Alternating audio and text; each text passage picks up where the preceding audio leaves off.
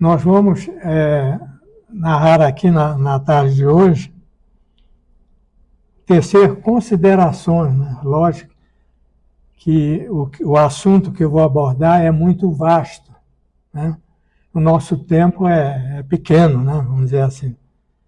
Mas nós vamos falar do que seja o mais interessante a respeito desse assunto que agora eu vou divulgar. Nós vamos tecer considerações sobre o perdão e a sua importância. O perdão e a sua importância. Vamos iniciar com a pergunta que Pedro fez a Jesus, o apóstolo Pedro, numa determinada reunião entre eles e Jesus apenas, não tinha mais ninguém presente, eram só os apóstolos e Jesus. E Pedro, como era muito curioso, né, perguntou a Jesus o seguinte: Mestre, quantas vezes deverei perdoar aquele que me ofender? Porque havia uma norma na Judéia, né, das pessoas perdoarem apenas 7 vezes o ofensor, né? O ofendido perdoar 7 vezes o ofensor. E ele perguntou, até 7 vezes? E Jesus respondeu, não apenas 7 vezes, mas 70 vezes 7 vezes. Ou seja, infinitamente, né? Infinitamente. E para exemplificar isto que Jesus acabou de falar, né, nós temos um caso interessantíssimo no Evangelho, que é o caso da mulher adúltera, a mulher que foi pegada em adultério. Isso aconteceu realmente, né? Está no Evangelho. Num determinado dia, Jesus estava num determinado local e apareceram várias pessoas querendo apedrejar uma mulher, né? Uma senhora que era até casada. Porque havia uma norma, né, desde o tempo de Moisés, talvez, ou até antes, né, de Moisés, que a mulher pegada em adultério deveria ser apedrejada. Isso era uma regra, né, entre eles, entre os judeus. Não vou dizer todos os povos, porque eu não sei. Mas entre os judeus havia isso, né, que a mulher que fosse encontrada em adultério, ela deveria ser apedrejada até a morte, até a morte física, né? E Jesus, quando viu aquilo, ele parou no local, um determinado local, próximo dessa multidão, tomou de uma vareta que ele encontrou, acho que no chão, assim, né, e escreveu algumas palavras. As pessoas já estavam prontas para apedrejar a senhora, né? A determinada senhora. Já estavam prontos. E ele, então, com uma vareta, escreveu na areia alguma coisa. E as pessoas curiosas, né, os que estavam querendo apedrejar a senhora, chegaram perto dele e foram ler o que é que ele tinha escrito, né, nessa areia, né? E estava escrito o seguinte: quem estiver sem pecado, atire a primeira pedra. Quem estiver sem pecado. E aí começaram uns a olhar os outros e tal, né? E os mais velhos chegaram e colocaram as pedras no chão. E os outros seguiram o mesmo exemplo, que foi um exemplo, né? Quem de nós não tem nenhum pecado na vida assim, né? E os outros foram colocando as suas pedras no chão, né? Não molestaram a mulher. E foram embora. Aí a senhora vai até Jesus e pergunta para ele: não me condenas? E ele disse, olhando com muito carinho para essa mulher, né? Disse o seguinte: se os outros não te condenaram, eu também não vou te condenar. Não vou te condenar. Dando a entender que todos nós erramos na vida, né? Temos nossos erros. E ela, então, agradeceu a Jesus e ele disse para ela o seguinte: vai e não peques mais. Foi só isso que ele disse para ela. Eu não te acuso também, ele disse. Eu não te acuso. Vai e não peques mais. E a senhora saiu dali. Pelo menos com vida, né? E deve ter atendido a orientação que Jesus lhe deu, né? De não pecar mais. O que significa, meus irmãos, o verdadeiro perdão? Nós temos o perdão divino e temos o perdão humano, né? São dois tipos, vamos dizer assim, duas espécies de perdão, o divino e o humano.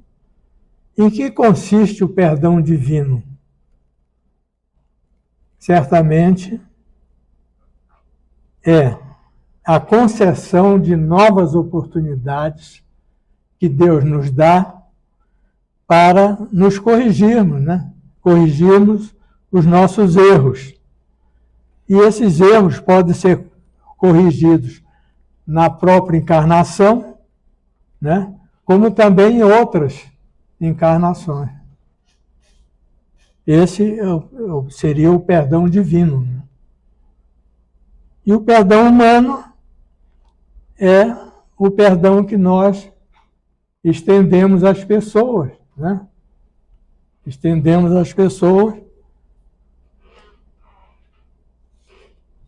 dando também a elas a oportunidade de se melhorarem, né? De não praticarem mais, não incidirem mais naquele erro provocado.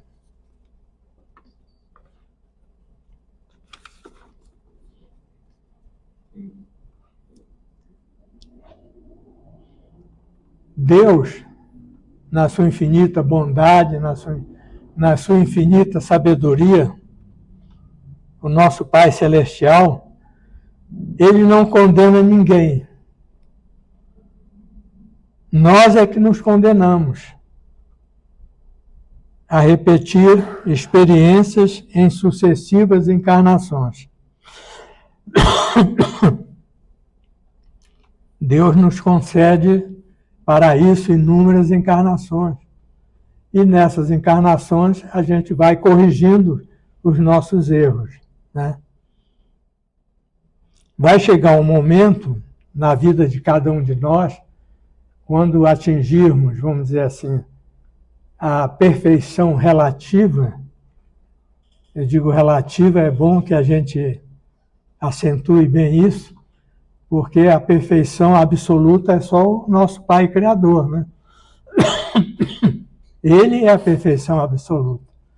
E nós, humanos, espíritos, criados por Ele, atingiremos, num determinado grau, vamos dizer assim, de anjo ou arcanjo, não sei bem ainda, né? Talvez arcanjo, né? Atingiremos essa perfeição máxima relativa, né? Relativa.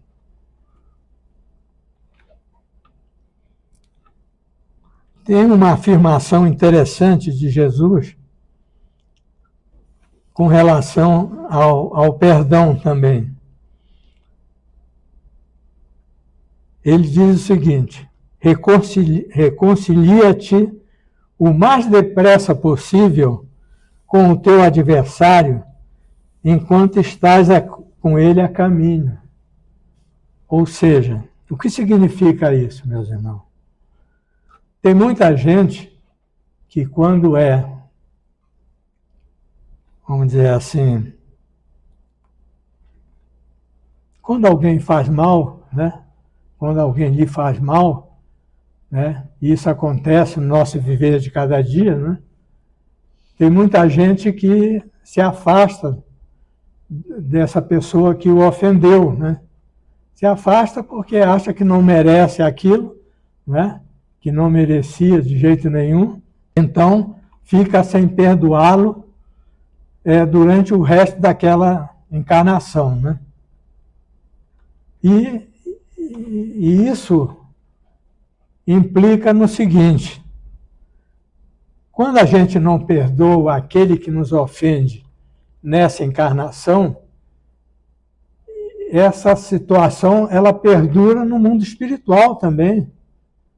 A pessoa parte para o mundo espiritual com aquela sensação de ofendido, né? E fica procurando prejudicar aquele que o ofendeu. Isso a gente vê muito, gente, nas comunicações espíritas, né? A gente, no trabalho mediúnico, a gente tem muito essas revelações de pessoas que não perdoaram seus algozes, né, na sua encarnação, naquela determinada encarnação. E parte para o mundo espiritual cheios de ódio.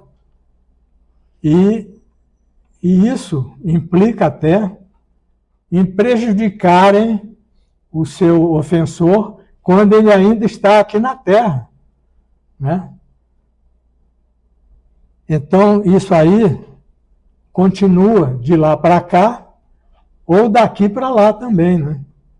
Às vezes, o ofensor, ele parte na frente do ofendido, vamos dizer, ele vai para o mundo espiritual antes do ofendido.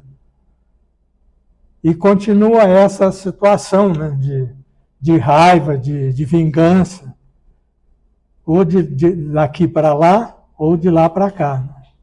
Continua. Então, o que é o ideal? O que é o ideal? Isso Jesus falou, né? Reconcilia-te o mais depressa possível com o teu adversário, enquanto estás junto com ele, para que não haja essa situação, a situação, vamos dizer assim, prejudicial, quando um dos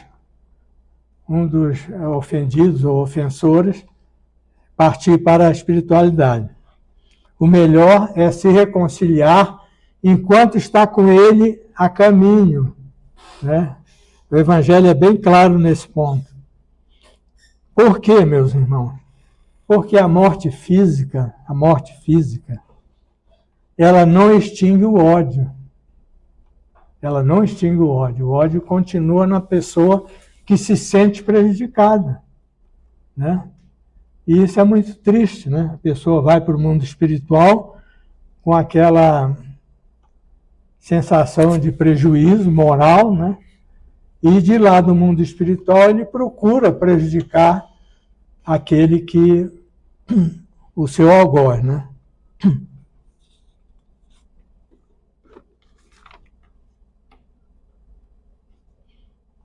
Então, se nos reconciliarmos na presente encarnação, tudo isso poderá ser evitado, não só na espiritualidade, como em existências futuras, né?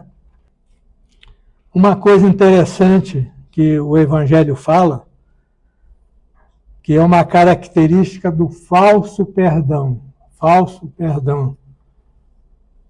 O ofendido desculpar o ofensor, mas com ostentação, apenas para satisfazer o seu orgulho e ser bem visto por outras pessoas. É um perdão aparente, não é um perdão real. É um perdão aparente, apenas da boca para fora.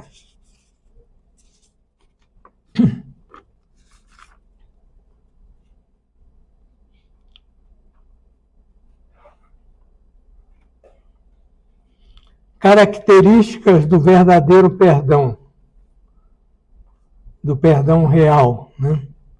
É quando o ofendido evita ferir o amor próprio do ofensor, demonstrando caridade e espírito de conciliação.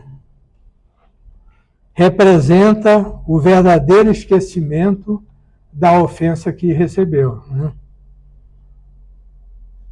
E temos no Evangelho um exemplo muito claro do verdadeiro perdão. É aquela situação do Judas Iscariotes. Judas Iscariotes, vocês todos já leram no Evangelho, né? Ele se vendeu, né, para os sacerdotes do Sinédrio, porque ele queria experimentar o poder de Jesus com essa venda com essa compra que ele fez, né? O Sinédrio deu-lhe umas moedas lá e ele revelou o lugar onde Jesus se encontrava, porque naquela época o Sinédrio, que era o tribunal dos judeus na época, né, ele já andava à procura de Jesus, né? Queriam prendê-lo, né? E Judas sabia onde Jesus estava. E para experimentar o poder do mestre, ele revelou aonde o mestre se encontrava. E em troca, os sacerdotes deram-lhe várias moedas, né? Pagaram essa informação com várias moedas. E ele foi acompanhando alguns membros do Sinédrio até onde Jesus estava, para ver qual seria a reação do mestre quando ele recebesse a ordem de prisão. Mas ele se enganou profundamente, porque Jesus não reagiu ao que ele esperava.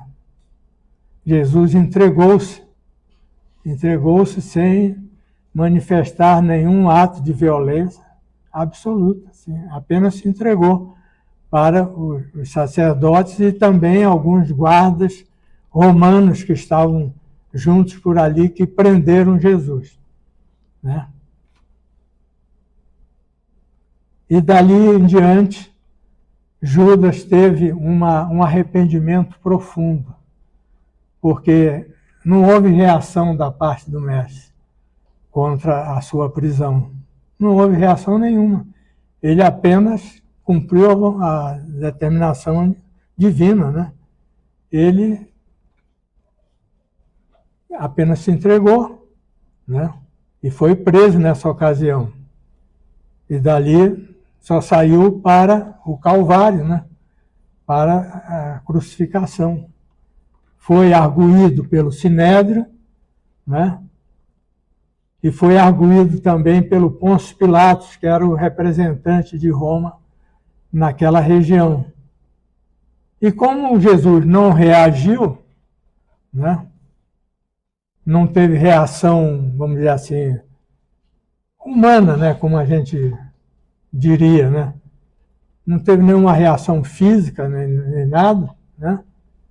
Ele apenas cumpriu o que ele tinha se proposto a cumprir aqui na Terra. Ele apenas difundiu as verdades, mas na hora do sacrifício ele não se poupou, né, ao sacrifício.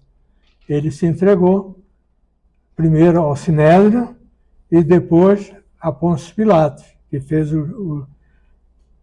que teve a decisão final de crucificá-lo, junto com aqueles dois membros que eram ladrões, né? Na época, eram dois ladrões, um era bom, o outro era mau, né? E Jesus acabou crucificado entre os dois ladrões. A traição de Judas foi tão importante, vamos dizer assim, para ele, foi tão importante para ele, Judas, que ele se sentiu mal, né? E ele acabou suicidando-se numa árvore, né? Próxima ali de onde Jesus estava, ele acabou suicidando-se. Ficou tão perturbado de Jesus não reagir, né, à prisão, que ele acabou suicidando-se, né? E vejam só o amor de Jesus, como é tão grande, que mesmo na cruz, né, mesmo estando pregado na cruz, naquela época, né, ele teve a preocupação de, assim que ele desencarnasse na cruz, de procurar Judas para ajudá-lo, porque Judas estava totalmente apavorado, triste, né, com o ato que ele cometeu. E Jesus faleceu, desencarnou na cruz, preocupado com ele, preocupado com Judas. E assim que ele desencarnou, a primeira providência que ele teve foi ir atrás de Judas para ajudá-lo a superar aquele problema de consciência que ele estava vivendo, né? E ele foi atrás, né? E encontrou Judas e conversaram, e ele mostrou ao apóstolo, né, que ele não sentia raiva nenhuma pelo que ele tinha feito, que ele tinha vindo cumprir a missão dele, né, que era espalhar o amor por todos nós, né? E ele sabia, Jesus sabia, que a humanidade não o entenderia. A humanidade daquela época, como também a humanidade de hoje, ainda não entendeu bem Jesus, né? Ele sabia disso. Característica do verdadeiro perdão é quando o ofendido evita ferir o amor próprio do ofensor, demonstrando caridade e espírito de conciliação para com o mesmo. Ou seja, representa o verdadeiro esquecimento pela ofensa recebida.